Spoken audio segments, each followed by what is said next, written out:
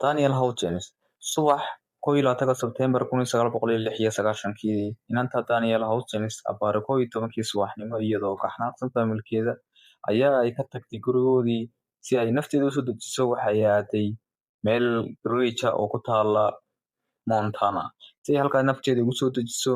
Markii ay 4 saacadood dhaafeen cid walba soo garaacday oo faamilkeeda ayaa inantii faamilkeedii waxay isku dayeen meeshii bridge-ka ay aaday ayay tegeen, way soo baadheen, waxay ogaadeen wax aad uga naxiyey in gaarigeeda halkaa ku baarkin garaysan yahay, mindiina taalo dhulka oo meesha bridge-ka ay joogtay.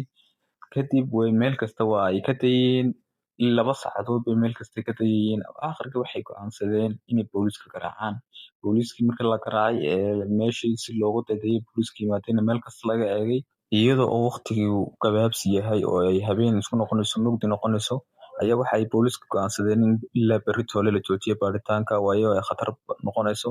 2 walaala oo inantaa la dhashay oo iyagu meesha kala garanayay ayaa yidhi anagu ma joojinayno, waan sii wadaynaa. 45 beri marka ay baadhayeen baaritaankii waxa ay ogaadeen wax aad uga naxiyey, waa meydka walaashood oo meesha yaala.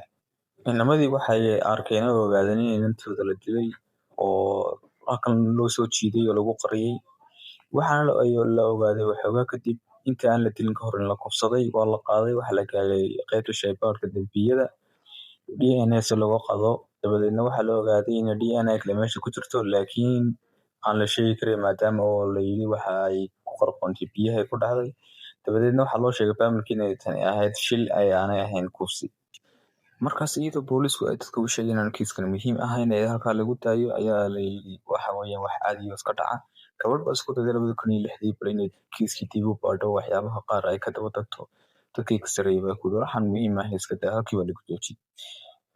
Bishii 8 2023 muddo markaasi laga joogo 27 sano, nin dambi baadha lagu magacaabo Dennis Springer ayaa yidhi kiiskan maaha shil iska caadi ah ee waa dil. 2024 faamilku waxa ay u yeedheen nin dambi baadha ah oo aan la shaqayn booliiska, laakiin isagu dambi baadha dowladda ka diiwaan gashana inuu kiiskii baadho. Waxaa laga daba tegay DNA-dii si looga baadho database-yada ama meelaha xogaha lagu kaydiyo sida FBI-da ama jeelasha iyo saldhigyada. Kadib waxa la waayay cid DNA-da oo lala xiriiriyo. Haddana waxa la isku dayay in qaybaha dibadda ama dambiyada hore galay ee forensic loo yaqaano in halkaasi bal laga baadho. Cid walba waa la baadhay. Markii la baadhay waxaa la ogaaday in DNA-dan nin dambi hore geystay uu leeyahay oo lagu magacaabo Paul oo 55 jir ah. Kadib dambi baadhayaashu waxa ay tageen ninkii Paul ahaa gurigiisa si ay bal wareysi uga qaadaan. Waxa ay arkeen kadib ninkii inuu werwersan yahay oo naxsan yahay oo indhaha taagtaagayo oo uu dhiidayo. Kadib waxay isku dayeen bal ninkan inay tusaan sawirka inantii la dilay.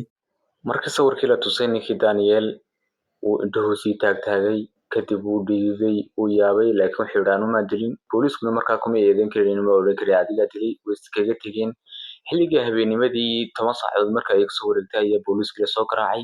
Waxaa ninkii Daniel oo hadlayo qaylinayo le caawiya. Kadib booliisku way yaaceen, waxay tageen gurigiisii, waxay arkeen ninkii wadada dhinaceeda yaala baaskoolada ag taalo oo dhintay.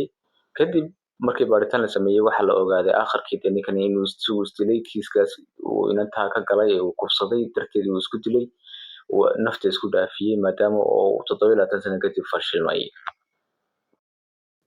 Kiiskiina labaad waa Abby Anlimi. 2017 bishii 13-keedii, 2 hablood oo yaryar ayaa waxa ay dooneen inay tagaan bridge ku yaala magaaladooda si ay halkaasi ay ugu soo sameeyaan jimicsi oo iskaga soo dalxiisaan. Laakiin faamiladii kasoo jeedeen way ka diideen. Waalidkii waxay yidhahdeen ma tagi karaysaan, waa ay ku madax adeegeen.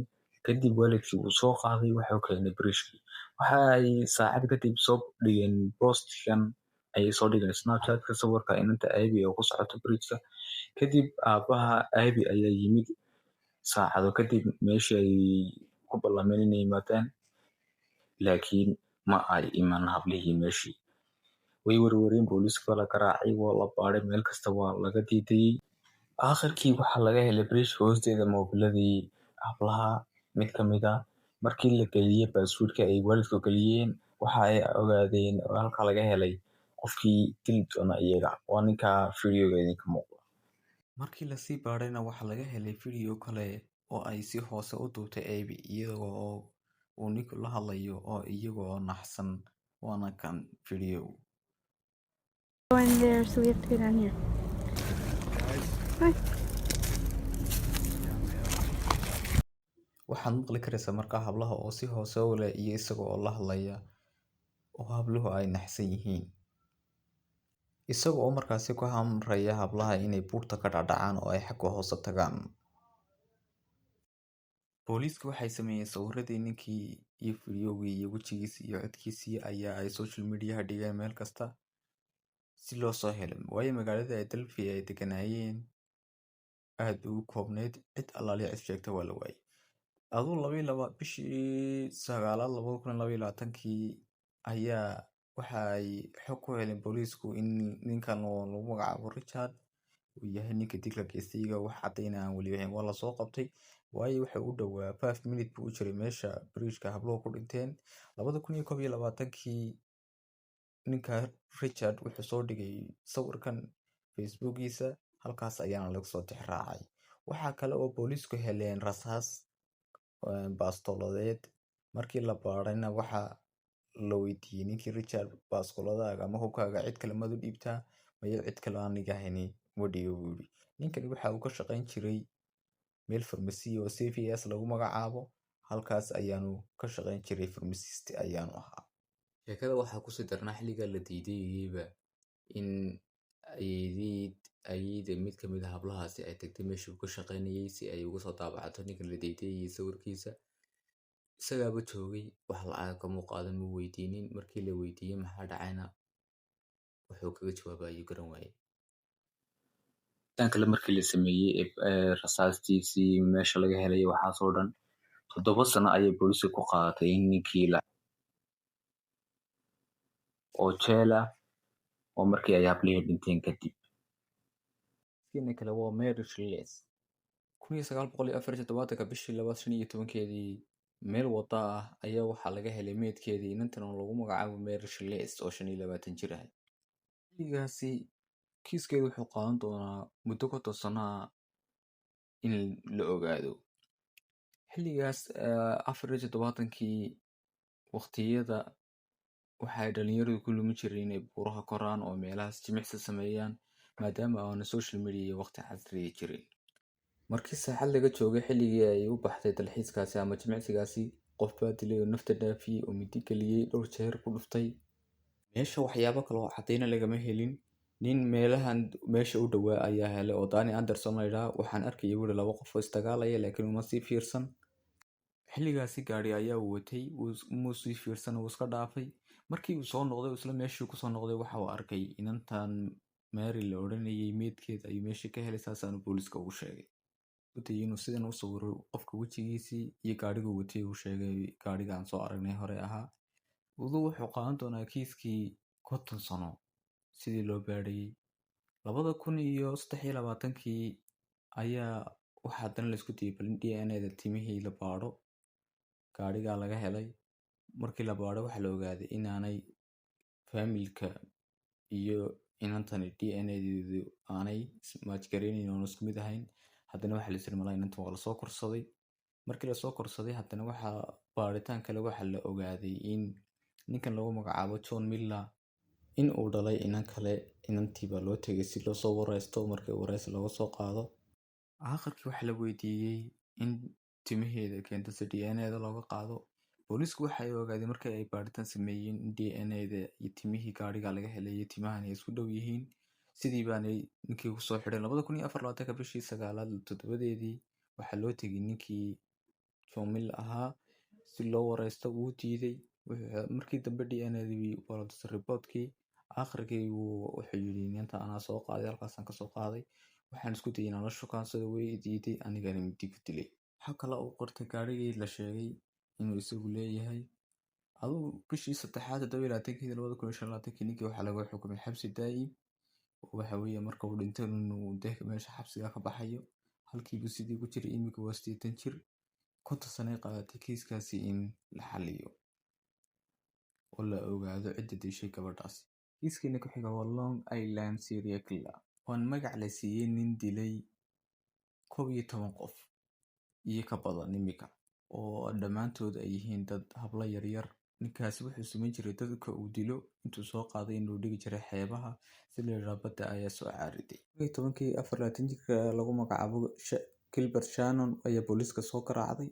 Marka ay booliiska soo garaacday way ay qaylinaysay, waxa ay lahayd qofba ay doonaya inuu dilo oo aan fahmi weynay ee kaalay ee badbaadiya iyadoo aan sheegin meesha ay joogto. Moobilkii baa go'ay, sidii baana gabadhii lagu waayay. Meel kasta laga deedayay, kaliya lama helin iyadii, waxaa la helay 4 dumar oo kale. Aakhirkii 2011 baa la helay, meel baa laga helay inantii Shannon.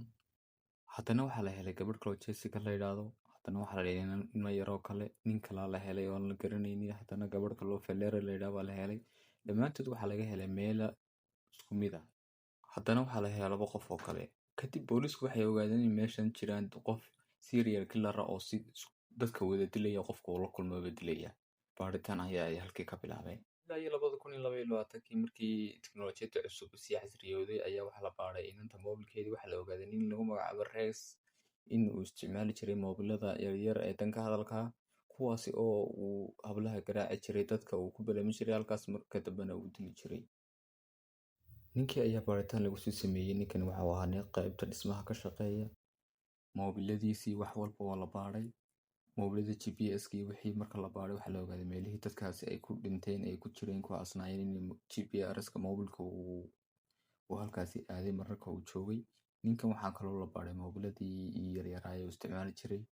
Wixii oo dhan ninkii waxaa la ogaaday ninkan inuu yahay ninkii dilalkaas oo dhan geystay. Markii cadaymihii cuntada DNA-dii laga qaaday, xashiishka ku jirtay, waxaasoo dhan, moobiladii la isticmaaliyay, waxaasoo dhan. Marka wax aad loola yaabay ninkan qaybta dhismaha ka shaqayn jiray oo kasoo jeeday faalmis ka ladan caruur lahaa in uu dilkaasi geystay. Adiga kiiskee baad is odhan lahayd daawada waa kiiskii ugu la yaabka badanaa. Waxaan rajaynayaa inaad aad uga hesheen fiidiyowgeenan. Haddii aad ka heshay subscribe, like, comment intaba noo saar. Subscribe-tuna waa lacag la'aane, ha nagala xasdin. Aad baad mahadsan tahay. Wasalaamu calaykum waraxmatullaahi wabarakaatuh.